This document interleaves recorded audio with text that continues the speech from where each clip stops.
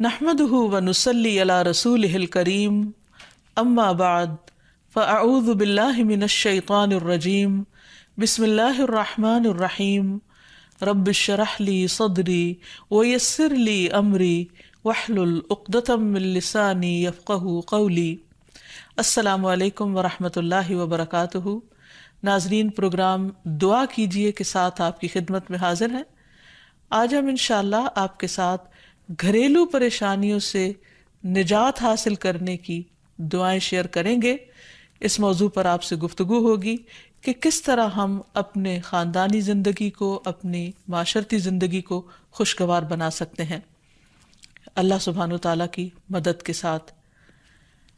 کوشش اپنی جگہ، لیکن ہر کوشش اس وقت فائدہ مند ہو جاتی ہے جب انسان اس کے ساتھ ساتھ اللہ تعالیٰ سے دعا کرتا ہے۔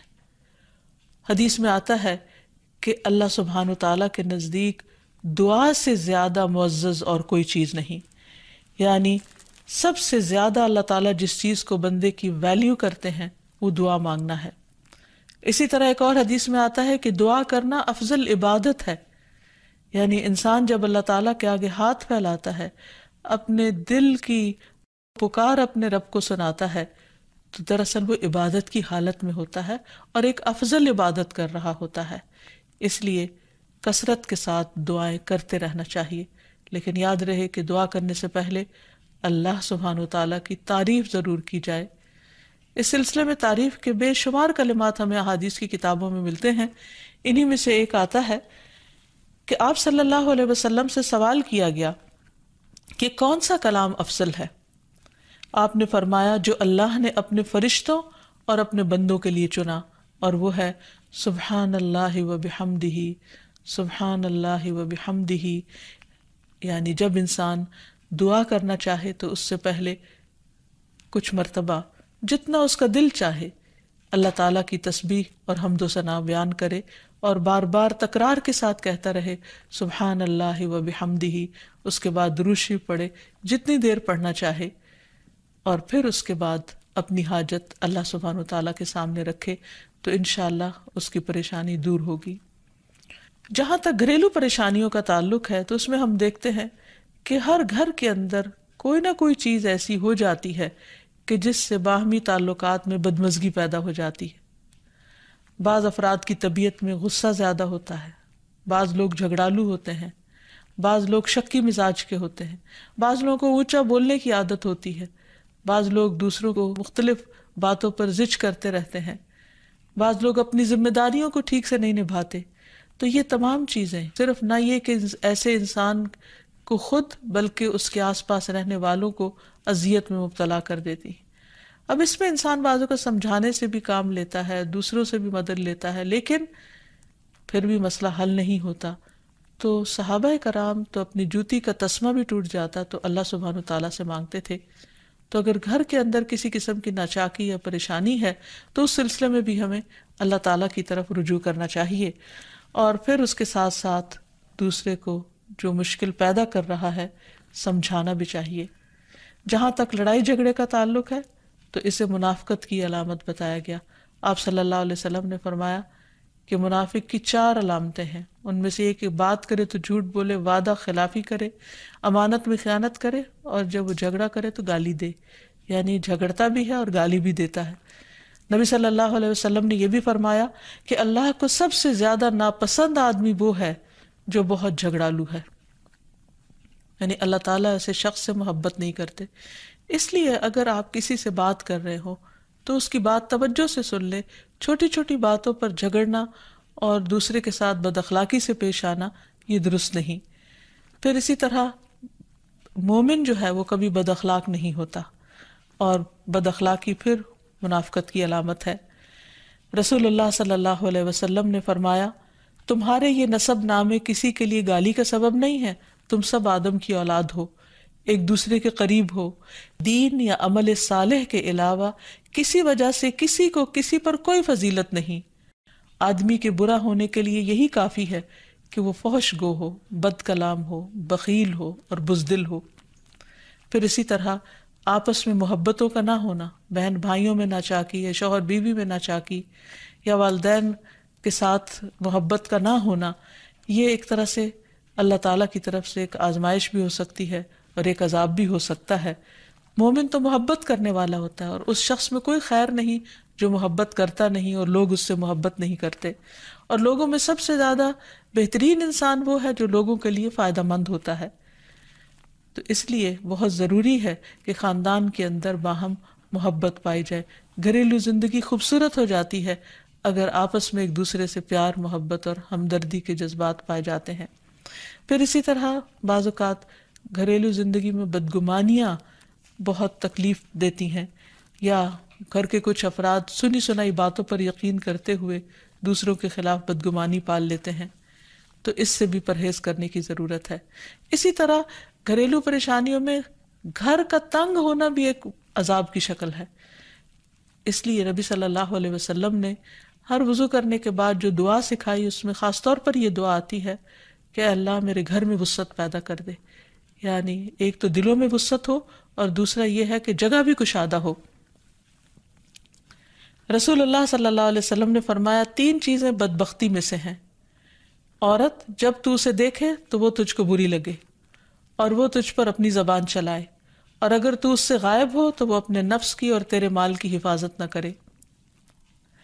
دوسرے، مریل سواری کہ اگر تو اسے مارے اور چلائے تو تجھ کو تھکا دے، اور اگر اسے چھوڑ دے تو تجھے جلد تیرے ساتھیوں تک نہ پہنچائے، اور ایسا گھر جو تنگ اور کم سہولتوں والا ہو۔ تو اس لیے اگر انسان ایسی کسی تکلیف میں مبتلا ہے تو اس کا حل بھی یہی ہے کہ کوشش کے ساتھ ساتھ انسان دعا کرے۔ اسی طرح خرچ میں کمی، وسائل میں کمی، مال میں کمی، یہ تمام چیزیں بھی عموماً گھروں کے اندر جھگڑے پیدا کر دیتی ہیں۔ کھانے پینے کی قلت، بنیادی ضروریات کا پورا نہ ہونا، تو ایسی صورت میں بھی انسان اللہ تعالیٰ کی طرف رجوع کرے، اور اس کے لیے ساتھ ہی کوشش بھی ضروری ہے۔ کوشش میں سب سے پہلے تو یہ کہ انسان لڑائی جھگڑا چھوڑے، صبر و ضبط کی عادت ڈالے، برداشت اور تحمل کی عادت اپنے اندر پیدا کرے، اپنے اخلاق کو بہتر بنائے۔ ایک حدیث کے مطابق اللہ سبحانہ و تعالیٰ جب کسی گھرانے پر خیر و برکت نازل فرمانا چاہتے ہیں تو اس گھر والوں کے اندر نرمی پیدا کر دیتے ہیں، اور ایک اور حدیث میں یہ بھی آتا ہے کہ جو نرمی سے محروم کر دیا گیا وہ ہر خیر و بلائی سے محروم کر دیا گیا۔ تو اس لیے گھر کے ہر فرد کو اپنے اپنے رویے پر غور کرتے ہوئے اپنے اخلاق کی اصلاح کرنے کی ضرورت ہے، اور دوسروں سے توقعات زیادہ رکھنے کی بجائے اپنا طرز عمل اچھا کرنے کی ضرورت ہے۔ اور گھر والوں کے ساتھ بہترین ہونا نبی صلی اللہ علیہ وسلم کی سنت ہے۔ آپ نے فرمایا تم میں سے بہتر وہ ہے جو اپنے گھر والوں کے لیے بہتر ہو، اور میں تم سب کی نسبت اپنے گھر والوں کے حق میں اچھا ہوں۔ یعنی آپ نے اپنی مثال دی کہ میں سب سے اچھا سلوک اپنے گھر والوں سے کرتا ہوں، تو تمہیں بھی اگر اچھا بننا ہے تو ایسا ہی کرنا ہوگا۔ پھر اسی طرح گھر والوں کو زیادہ سے زیادہ فائدہ پہنچانا۔ حسن بصری سے مروی ہے کہ اللہ تعالیٰ کے نزدیک پسندیدہ بندے وہ ہیں جو اپنے اہل و عیال کو سب سے زیادہ نفع دینے والے ہیں۔ پھر اسی طرح پیار و محبت سے رہنا۔ اگر لڑائی جھگڑا ہو بھی جائے یا کوئی غلط فہمی پیدا بھی ہو جائے تو اس وقت خاموشی اختیار کر لینا، مناسب وقت کا انتظار کر کے اس غلط فہمی کو دور کرنا ضروری ہے۔ پھر اسی طرح اللہ سبحانہ و تعالیٰ نے گھریلو زندگی کو خوشگوار بنانے کے لیے جو بہترین ہدایت ہمیں قرآن مجید میں دی ہے وہ ہے عفو و درگزر سے کام لینا۔ اللہ تعالیٰ فرماتے ہیں یا ایہا الذین آمنوا ان من ازواجکم و اولادکم عدوا لکم فاحذروہم وَإِن تَعْفُوا وَتَصْفَحُوا وَتَغْفِرُوا فَإِنَّ اللَّهَ غَفُورٌ رَّحِيمٌ إِنَّمَا أَمْوَالُكُمْ وَأَوْلَادُكُمْ فِتْنَةٌ وَاللَّهُ عِندَهُ أَجْرٌ عَظِيمٌ۔ اے لوگو جو ایمان لائے ہو، بے شک تمہاری بیویوں اور تمہارے بچوں میں سے بعض تمہارے دشمن ہیں، سو ان سے ہوشیار رہو، اور اگر تم معاف کرو اور درگزر کرو اور بخش دو تو بے شک اللہ بے حد بخشنے والا نہایت رحم فرمانے والا ہے۔ تمہارے مال اور تمہاری اولاد تو محض ایک آزمائش ہے، اور جو اللہ ہے اسی کے پاس بہت بڑا اجر ہے۔ یعنی انسان کو بعض اوقات اپنی ہی بیوی یا بیوی کو اپنے ہی شوہر سے، اور بعض اوقات اپنے ہی بچوں سے یا اپنے ہی والدین سے دشمنی کا اندیشہ ہو سکتا ہے، اور وہ ایک دوسرے کے لیے مصیبت اور بلا ہو سکتے ہیں، لیکن ایسی صورت میں بھی انسان کا گزارا نہیں ہو سکتا جب تک ایک دوسرے کو معاف نہ کرے۔ زندگی کی گاڑی نہیں چل سکتی جب تک انسان دوسروں کے قصور اور غلطیاں ان سے درگزر نہ کرے، کیونکہ ہر انسان کبھی غصے کی وجہ سے، کبھی جہالت کی وجہ سے، کبھی جلد بازی کی وجہ سے، کبھی لوگوں کے اکسانے پر اپنے پیاروں کے ساتھ زیادتیاں کر جاتا ہے۔ تو ایسی صورت میں انسان اگر چاہتا ہے کہ اس کی زندگی خوشگوار ہو تو اسے معاف کرتے رہنا چاہیے۔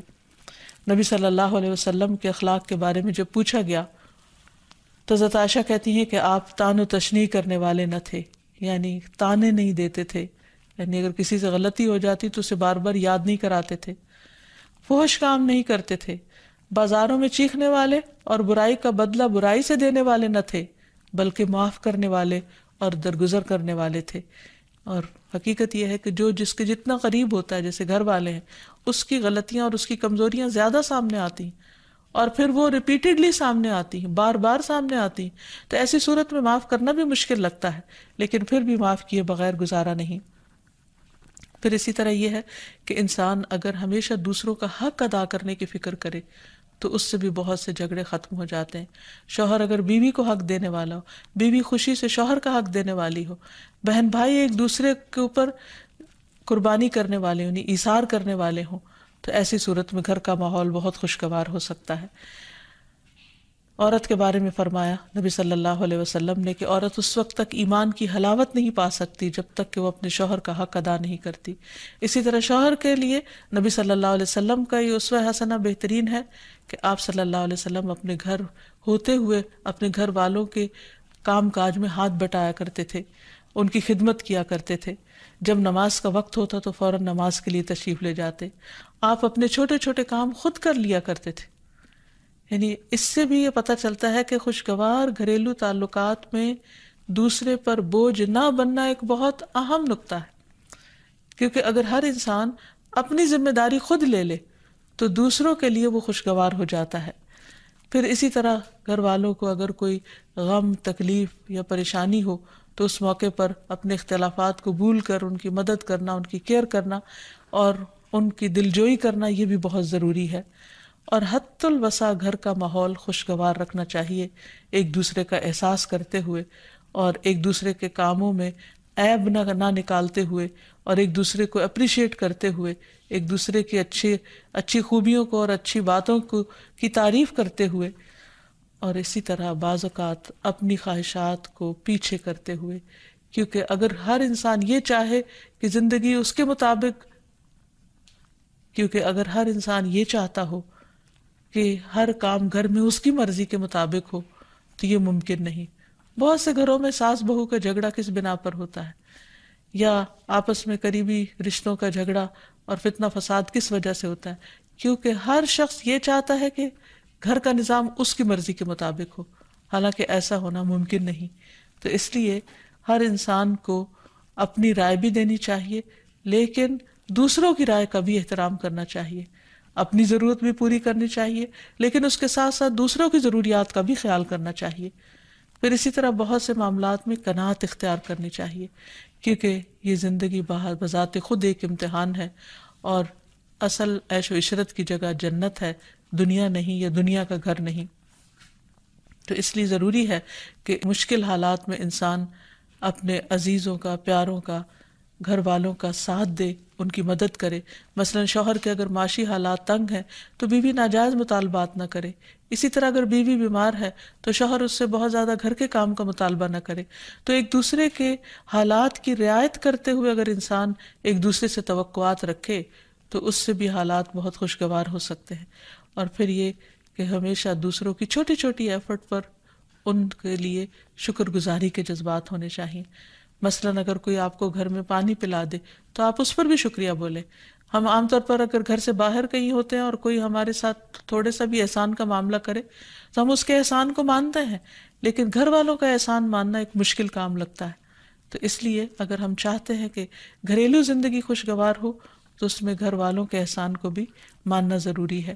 اور پھر چھوٹی چھوٹی اذیتوں کو بہت مینشن نہیں کرنا چاہیے، ان کا ذکر نہیں کرنا چاہیے، ان پر صبر کرنا چاہیے. تو جو شخص شکر اور صبر سے کام لیتا ہے اس کی زندگی لازماً خوشگوار ہوتی ہے.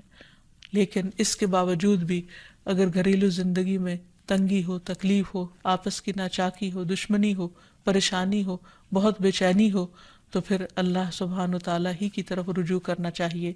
کیونکہ قرآن مجید میں آتا ہے وَإِن يُرِدْكَ بِخَيْرٍ فَلَا رَادَّ لِفَضْلِهِ يُصِيبُ بِهِ مَن يَشَاءُ مِنْ عِبَادِهِ وَهُوَ الْغَفُورُ الرَّحِيمُ. اور اگر اللہ تجھ سے کوئی بھلائی کرنا چاہے تو کوئی اسے ٹالنے والا نہیں، وہ اپنے بندوں میں سے جسے چاہے فضل سے نوازتا ہے اور وہ بخشنے والا اور رحم کرنے والا ہے. تو اس لیے چھوٹی چھوٹی تکلیفوں پر بھی فوراً اللہ کا ذکر، اللہ کی یاد، اللہ کی تسبیح انسان کے دل کو سکون بخشتے. اور نبی صلی اللہ علیہ وسلم نے خصوصاً اپنی پیاری بیٹی فاطمہ رضی اللہ تعالی عنہا کو جب وہ گھر کے کام کاج کر کے تھک جاتی تھی، کیونکہ اپنے ہاتھ سے چکی پیستی، اپنے ہاتھ سے آٹا گوندتی، اپنے ہاتھ سے اپنے گھر کے کام کاج کرتی، بچوں کو لک آفٹر کرتی، تو بہت تھک جاتی تھی. اور اسی تھکاوٹ کی وجہ سے انہوں نے ایک دفعہ نبی صلی اللہ علیہ وسلم کے پاس جب کچھ قیدی آئے تو خادم کا مطالبہ کیا، لیکن آپ صلی اللہ علیہ وسلم نے ان کو خادم دینے کی بجائے یہ تسبیحات سکھائی اور فرمایا کہ جب تم اپنے بستر پر جانے لگو تو 33 بار سبحان اللہ، 33 بار الحمدللہ اور 34 بار اللہ اکبر پڑھ لیا کرو. اور اسی لیے یہ تسبیحات فاطمہ کے نام سے بھی معروف ہیں.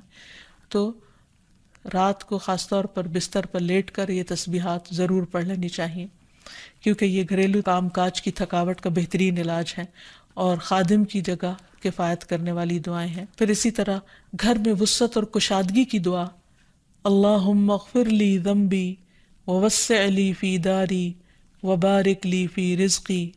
اے اللہ میرے گناہ معاف کر دے، میرے گھر میں وسعت پیدا کر دے اور میرے رزق میں برکت عطا کر دے. پھر اسی طرح چھوٹی چھوٹی پریشانیوں کے سلسلے میں، مثلاً بچے کو چوٹ لگ گئی یا اچانک کسی وبائی مرض کا کوئی شکار ہو گیا، تو علاج معالجے کے ساتھ ساتھ دعا کرنا ضروری ہے. مثلاً گھر والوں میں سے اچانک کسی کو کوئی ایسی بیماری آ گئی، کوئی سٹروک ہو گیا یا ہارٹ اٹیک ہو گیا، تو سارے گھر والے پینک ہو جاتے ہیں. ایسی صورت میں پریشانی کا صرف اظہار کرتے رہنے سے اور غمگین رہنے سے مریض کی مدد نہیں کی جا سکتی. تو اس موقع پر اللہ تعالیٰ سے دعا کرنی چاہیے. اور ایک بہت خوبصورت دعا جو نبی صلی اللہ علیہ وسلم نے حضرت اسماء بنت امیس کو سکھائی تھی کہ آپ نے فرمایا کیا میں تمہیں ایسے کلمات نہ سکھاؤں جن کو تم پریشانی کے وقت پڑھا کرو. اور وہ کلمات ہیں اللہ اللہ ربی لا اشرک بہ شیئا، اللہ ہی میرا رب ہے، میں اس کے ساتھ کسی چیز کو شریک نہیں بناتی. اور آخر میں یہ کہ گھر والوں کی باہمی محبت اور الفت اور تعلقات کی بہتری کی دعا کرنی چاہیے جو پیارے نبی صلی اللہ علیہ وسلم نے ہمیں سکھائی ہے. وہ دعا ہے اللہم الف بین قلوبنا واصلح ذات بیننا واہدنا سبل السلام ونجنا من الظلمات الى النور وجنبنا الفواحش ما ظهر منها وما بطن وبارک لنا فی اسماعنا وابصارنا وقلوبنا وازواجنا وذریاتنا وتب علینا انک انت التواب الرحیم وجعلنا شاکرین لنعمتک مثنین بها قابلیہا واتمها علینا. اے اللہ ہمارے دلوں میں الفت پیدا فرما دے اور ہمارے آپس کے معاملات کی اصلاح کر دے، ہمیں سلامتی کے راستوں کی رہنمائی فرما اور ہمیں اندھیروں سے نجات دے کر نور کی طرف لے آ، اور ہمیں تمام ظاہری اور چھپی بدکاریوں سے محفوظ رکھ. ہمارے کانوں اور ہماری آنکھوں اور ہمارے دلوں اور ہماری گھر والیوں اور ہمارے بچوں میں برکتیں عطا فرما، ہماری توبہ قبول فرما. بلا شبہ تو بہت زیادہ توبہ قبول کرنے والا اور رحمت کرنے والا ہے. ہمیں اپنی نعمتوں کا شکر ادا کرنے والا بنا اور ان کی تعریف کرنے والا اور ان کو قبول کرنے والا بنا دے. ان نعمتوں کو ہم پر کامل فرما دے یعنی ان نعمتوں کو ہم پر تمام کر دے، تو کس قدر جامع اور خوبصورت دعا ہے جو نبی صلی اللہ علیہ وسلم نے ہمیں سکھائی۔ گھریلو زندگی کو خوشگوار بنانے کے لیے ان دعاؤں کو پڑھتے رہنا چاہیے، یاد کر لینا چاہیے، قبولیت کے مواقع پر پڑھنا چاہیے۔ اگر زبانی یاد نہ بھی ہو تو دیکھ کر پڑھ لینا چاہیے، اور اگر ان کا ترجمہ نہ آتا ہو تو اردو میں پڑھنے میں بھی کوئی حرج نہیں، لیکن اللہ تعالیٰ سے مانگتے رہیے کیونکہ ساری مشکلات کا حل صرف اسی کے پاس ہے۔ وآخر دعوانا ان الحمد للہ رب العالمین۔ السلام علیکم ورحمۃ اللہ وبرکاتہ۔